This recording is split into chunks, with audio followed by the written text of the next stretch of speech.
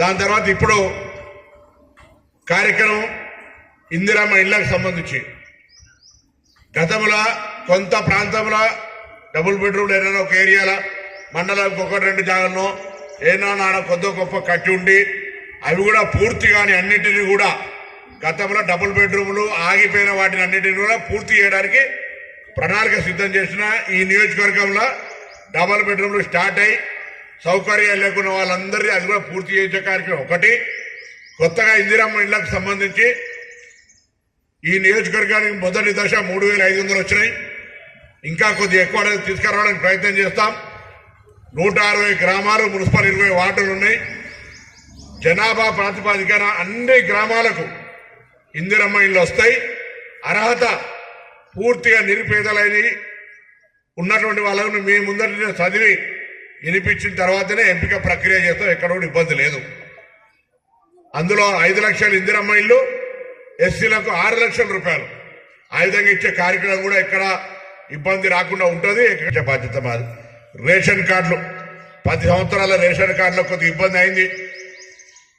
పుట్టిన బిడ్డ పెరిగి లేదా కుటుంబాలు వేరుపడి ఈ ఇంటి బిడ్డ ఆ ఇంటి కోడలై మార్పులు చేర్పులకు చాలా ఇబ్బంది రకమైన పరిస్థితి ఉండే. ఇప్పుడు ప్రభుత్వం అర్హత ఉన్న ప్రతి ఒక్కరికి రేషన్ కార్డు ఇవ్వాలని, మార్పులు చేర్పులు ఒకరోజుకొరికే పరిమితం కాదు, నిరంతరంగా. సపోజ్ ఈ ఇంటి బిడ్డ వేరే ఇంటి కోడలైతే ఇక్కడ నుంచి కార్డు వాళ్ళ ఇంటి పేరు మార్చుకోవడానికి, అక్కడి నుంచి ఇక్కడికి వస్తే ఇక్కడికి మార్చుకోవడానికి, చనిపోయినవి తొలగించడానికి సాఫ్ట్వేర్ తీసుకొచ్చి ఎటువంటి జాప్యం లేకుండా చేసే కార్యక్రమం జరుగుతూ ఉన్నది. సో వాస్తవంగా 2 లక్షల రూపాయల రుణమాఫీకి సంబంధించి కూడా మేము చెప్పింది 2 లక్షల లోపల, కానీ 2 లక్షల పై వాళ్ళు కూడా చాలా మంది ప్రభుత్వాన్ని అడగడము, ఆ అడిగేటువంటి అంశం గౌరవ ముఖ్యమంత్రి గారి దగ్గర దాకా చేరడము, శాసనసభ్యులందరూ కూడా ఇట్లా 2 లక్షల పై వాళ్ళకి రావాలి ఇవ్వాలి అనే ఆలోచనతో మాట్లాడడంతో 2 లక్షల లోపల ఉన్న వాళ్ళందరికీ మేము నిధులు వెంటనే, కొంతమందికి ఇంకెవరికైనా రాకపోయి ఉంటే కూడా దయచేసి వాటి వివరాలు కూడా ఇవ్వండి.